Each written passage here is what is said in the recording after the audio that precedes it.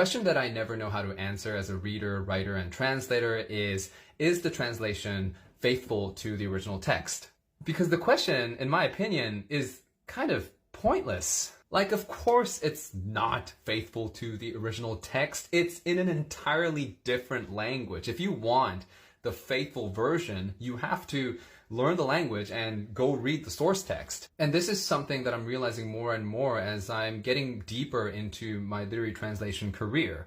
When you translate from one language to the other, even between similar languages like Latin languages, something is always going to get lost. Because the language and what the language is actually depicting on the page is not just about the language. Many things get infused into a language, like culture, social nuances, a unique perspective that you can only get when you've lived in that society. And the better question really to ask is not whether it's faithfully translated, but whether the translation does the original justice. Because then we're really talking about all these, very nuanced things that literary translators have to do in order to move this book across the language barrier. But this idea of faithful translations, I just don't think it actually exists, because the moment you turn it from one language to the other, it's become an entirely different book. And I think this is also why many of the best translators are also themselves writers.